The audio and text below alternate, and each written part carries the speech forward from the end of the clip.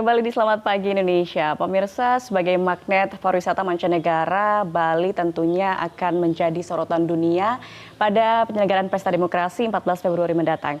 Keamanan di Provinsi Bali tentu akan seakan-akan selalu diawasi dan menjadi barometer untuk suksesnya penyelenggaraan pemilu 2024. Nah, keamanan dan kelancaran ini pemirsa tentu tidak terlepas dari kerjasama dan juga sinergitas sejumlah pihak, diantaranya Polri, TNI, dan juga aparatur sipil negara lainnya. Lantas, bagaimana pemirsa Provinsi Bali menerapkan strategi pengamanan selama penyelenggaraan pemilu? Kita akan berbincang mengenai hal ini. Langsung saja kita sapa para narasumber kita pada hari ini, Kapolda Bali, Irjen Pol Ida Bagus Kade Putra, lalu Panglima Kodam 9 Udayana Maijen TNI Herfendi, dan juga Sekretaris Daerah Provinsi Bali, Bapak Dewa Made Indra. Selamat pagi, Bapak-Bapak, apa kabar? Terima kasih atas kesempatannya. Saya senang sekali bisa ke Bali hari ini untuk melihat langsung situasi masyarakat Bali jelang juga kita selama masa penyelenggaraan pemilu. Kita tahu seperti yang saya singgung tadi bahwa mungkin Bali bisa menjadi barometer suksesnya penyelenggaraan pemilu. Saya mau ke Pak Bagus. Pak Bagus, seperti apa strategi pengamanan penyelenggaraan pemilu yang dilaksanakan oleh Polda Bali? Terima kasih Mbak Gadis. Jadi strategi utama dari Polda Bali dalam menjamin keamanan pemilu tahun 2024 itu sudah tertuang dalam Komando Wiska Polda Bali, yaitu melakukan pemetaan kerawanan pemilu dari 2024 itu. Antaranya adalah melaksanakan mapping mulai dari penyelenggara, peserta pemilu, kelompok dan tokoh potensi politik identitas maupun dinamika politik yang diantaranya mungkin dari parpol maupun relawan. Dan juga melaksanakan penggalangan terhadap tokoh-tokoh masyarakat, tokoh agama, tokoh politik, tokoh pemuda, tokoh adat yang tergabung dalam forum komunikasi umat beragama. Dan juga kita mengantisipasi timbulnya modus operandi terhadap penyelenggara maupun peserta pemilu. Selain itu, kita juga sudah menyusun rencana operasi pengamanan pemilu, diantaranya yaitu operasi cipta kondisi dalam rangka memelihara keamanan ketertiban daripada masyarakat menjelang pemilu itu. Pemilu sudah dilaksanakan dan pelaksanaan operasi Mantap Berata Agung 2023-2024 yang sedang berlangsung saat ini dalam rangka pemilu tersebut.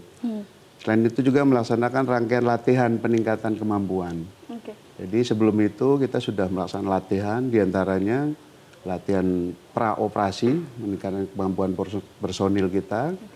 Selain itu juga latihan Sispam Kota yang sudah kita laksanakan, kita mengundang seluruh stakeholder untuk menyaksikan. Selain itu yang ketiga itu kita melakukan latihan penegak hukum terpadu yang sudah ada. Artinya koordinasi sudah dilakukan, lalu juga peningkatan SDM juga sudah dilakukan untuk persiapan penyelenggaraan pemilu agar menjamin keamanan di Provinsi Bali. Khusus di Bali, Pak Bagus, seperti apa tahapan pemilu? Kira-kira apa tahapan pemilu yang paling rawan dan bagaimana antisipasinya? Jadi kita melihat tahapan pemilu yang paling rawan, diantaranya adalah yang masa kampanye yang saat ini. Dan yang kedua adalah masa pemilihan suara nanti, pencoblosan. Itu antisipasi kita tentunya dibutuhkan suatu mitigasi dan antisipasi antara lain, yaitu kita melakukan update mapping dan profiling data caching terhadap penyelenggara maupun peserta pemilu. Kita maksimalkan penerbitan STTP kampanye dengan melibatkan penyelenggara pemilu, pemerintah daerah dalam pengaturan pola, cara bertindak, pengamanan, penentuan lokasi maupun pengaturan mobilisasi massanya.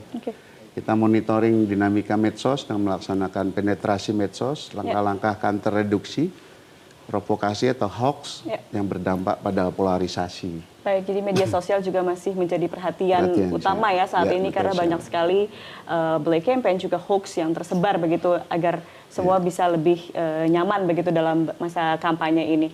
Baik, saya mau ke Pak Herfendi. Pak Herfendi, kalau kita lihat Bali itu memang sebagai melting point, seluruh masyarakat Indonesia datang ke Bali untuk wisata dan juga dari berbagai turis asing juga di sini. Untuk menjaga stabilitas keamanan masyarakat, seperti apa dari ke Kodam 9 Udayana?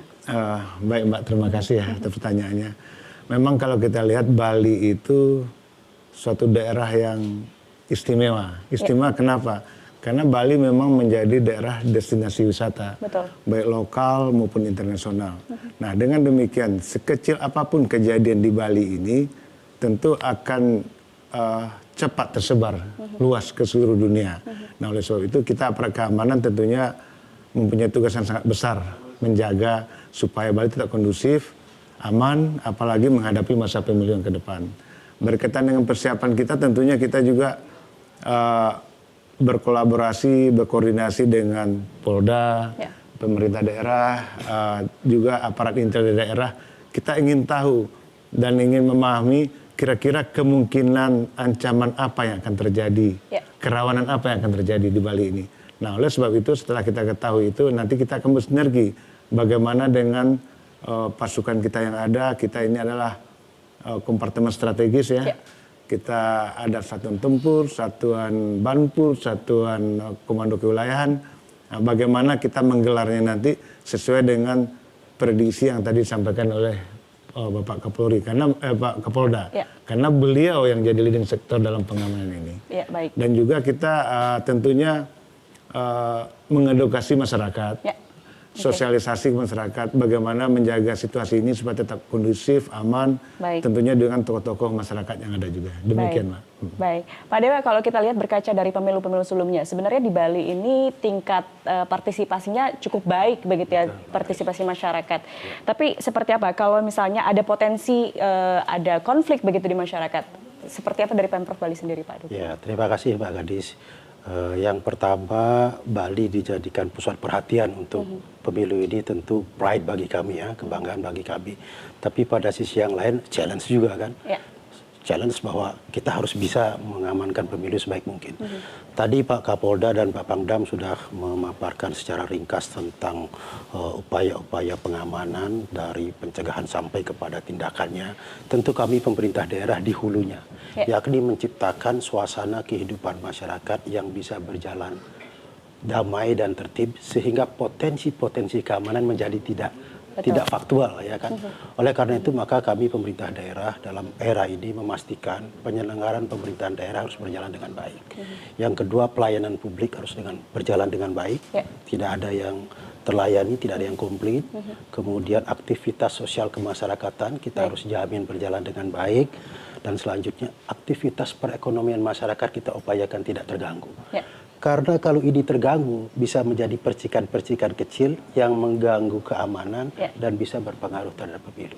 Jadi ruang kami itu di sana. Nah, itulah itu yang kita harapkan ya Pak Dewa ya. Baik. Lalu urusan strategi pengamanan kita percayakan Pak Kapolda dan Pak Kapolda. Baik, oke.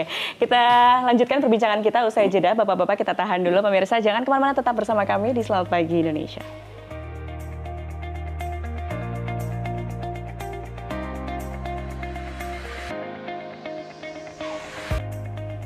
Kembali Selamat Pagi Indonesia, pemirsa, kita masih berbincang mengenai strategi pengamanan di Provinsi Bali selama penyelenggaraan pemilu. Saya kembali ke Pak Bagus. Pak Bagus, jikalau nanti ada eskalasi konflik atau pergesekan di lapangan, tapi tadi kita sudah bahas bahwa Pak Dewa bilang sebenarnya kalau di Bali itu aman-aman saja. Pak Pangdam juga sudah disampaikan, tapi jikalau ada, nanti akan seperti apa antisipasinya kalau ada eskalasi, Pak?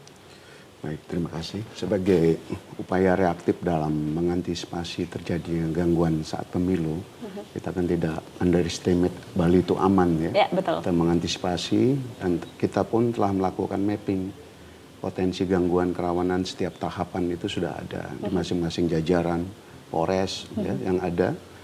Selain itu kita juga telah menyiapkan rencana kontingensi terkait dengan penanganan konflik massa itu di Aman Nusa 1. Bencana alam di Aman Nusa 2, dan juga terorisme di Aman Nusa 3.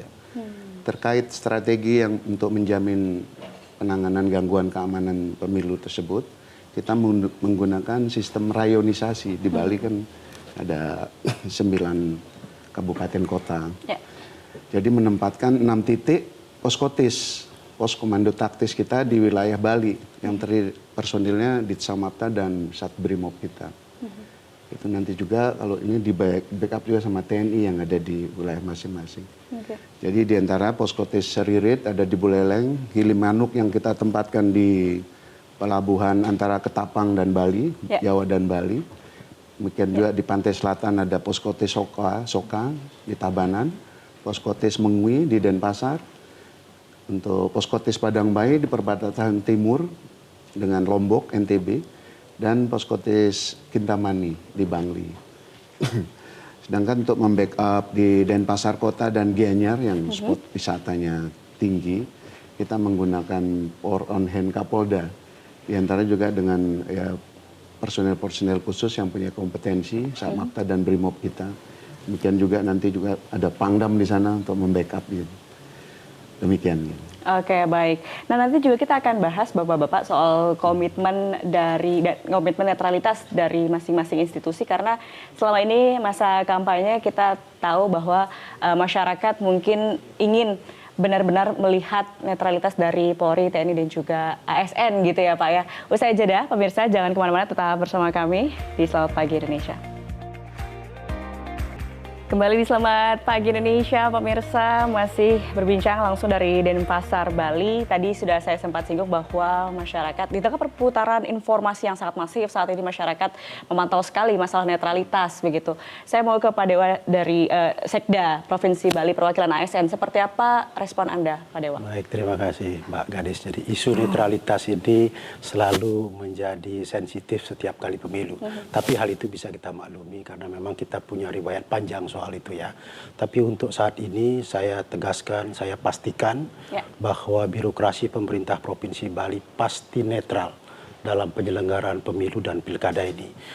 Kami semua ASN Provinsi Bali, mulai dari yang tertinggi sampai yang terendah, sampai yang ke sekolah, sudah menandatangani setiap orang, sudah menandatangani fakta integritas tentang netralitas. Kemudian seluruh perangkat daerah sudah berikrar secara terbuka dipimpin oleh kepala perangkat daerah menyatakan netral dalam pemilu dan pilkada. Yang ketiga, kami juga sudah mengeluarkan surat edaran bahwa seluruh aset milik pemerintah Provinsi Bali atau milik pemerintah tidak boleh digunakan untuk kepentingan politik praktis dalam rangka pemilu dan pilkada. Kami juga telah membentuk satuan tugas untuk pembinaan dan pengawasan netralitas ASN. Jadi ini sebenarnya klop, dan kita pastikan kepada masyarakat bahwa dengan kerangka yang saya sebutkan tadi, maka birokrasi pemerintah Provinsi Bali pasti netral. Dan karena itu kami juga sudah membuka komunikasi dengan Bawaslu Provinsi Bali dan Ombudsman jika ada pelanggaran netralitas yang dilakukan oleh ASN pemerintah Provinsi Bali, segera informasikan kami dan kita tindak bersama-sama. Saya pikir pesan ini sudah cukup untuk masyarakat untuk meyakinkan bahwa kami netral. Ya, Oke, baik. Secara terbuka meyakinkan masyarakat bahwa ASN di Bali pure, netral untuk masalah pemilu 2024. Baik, terima kasih Pak Dewa. Pak Harvendi, apa yang ingin disampaikan juga masalah netralitas ini dan juga mungkin untuk masyarakat agar kembali lagi Provinsi Bali menjadi provinsi yang aman selama masa penyelenggaraan pemilu? Baik, Mbak. Memang netralitas ini harga mati bagi kami. Karena ini memang sesuai dengan apa yang disampaikan oleh pimpinan kami, Panglima TNI, Kepala Staf Angkatan Darat, beliau sampaikan TNI harus netral. Nah, oleh sebab itu kami yakinkan, kami Kodam Udayana ini akan menjaga ini. Dengan menjaga itu kami akan melakukan pengawasan secara ketat kepada prajurit-prajurit kami di lapangan sampai tingkat yang paling rendah. Dan kami juga sudah membuat buku saku. Setiap prajurit di Kodam Udayana ini sudah memiliki buku tersebut. Buku tersebut adalah pedoman bagi mereka untuk netral dalam menghadapi pemilu yang akan datang. Di situ disampaikan mereka tidak boleh mendukung salah satu partai atau kelompok. Di situ juga mereka tidak boleh menanggapi komen-komen di media sosial. Mereka juga tidak boleh melakukan mendukung ke pihak lain, dan juga apabila itu ada keluarganya yang ikut dalam kontestan ini, mereka juga tidak dibolehkan untuk memberikan dukungan-dukungan, apalagi menggunakan fasilitas dinas untuk kepentingan itu. Nah, apabila ada di antara mereka yang melakukan kesalahan itu, tentunya ada hukum yang berlaku, baik itu secara disiplin maupun secara hukum pidana. Dan ke masyarakat juga kami melakukan upaya-upaya bersama dengan pemerintah daerah, dengan Polda Bali. Polda Bali, kita melakukan deklarasi damai, mengajak masyarakat dan semua komponen termasuk partai politik, Bawaslu, KPU dan tokoh-tokoh yang ada di Bali ini, kita adakan itu deklarasi damai. Dan juga kita himbau kepada mereka pada saat itu untuk ikut mengawasi TNI.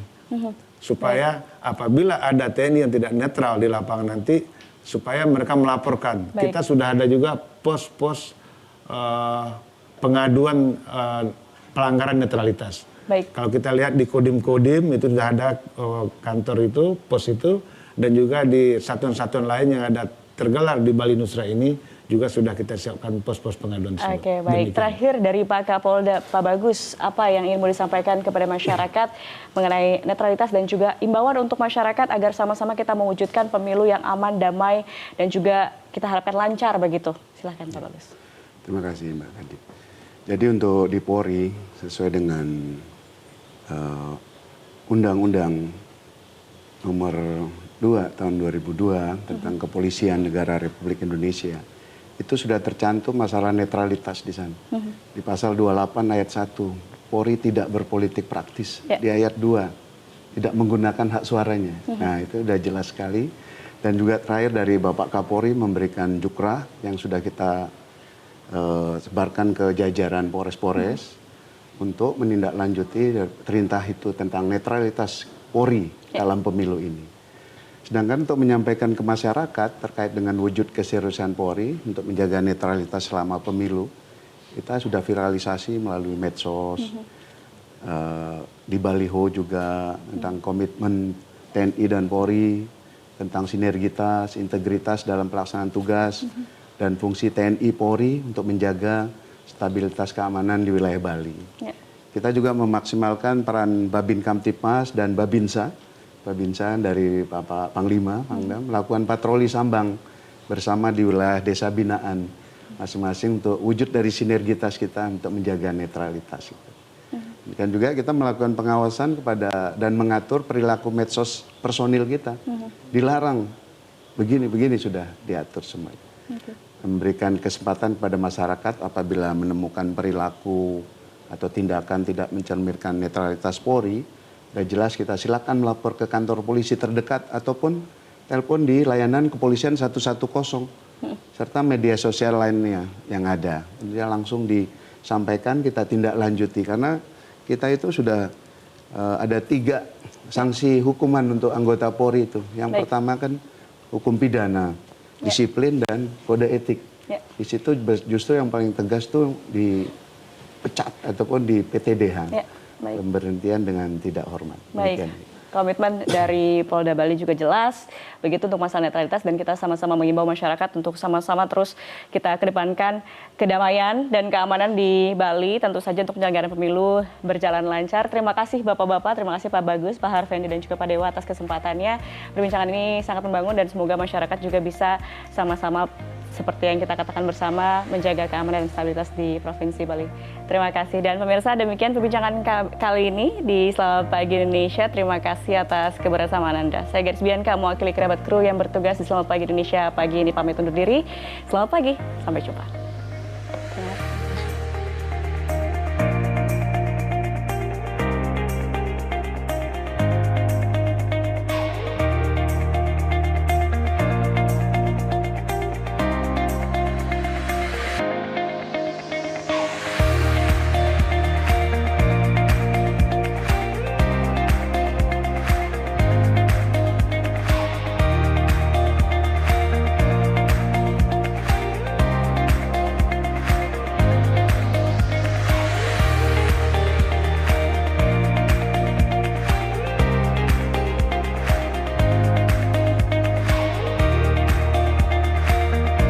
Jelajahi cara baru mendapatkan informasi. Download Metro TV Extend sekarang.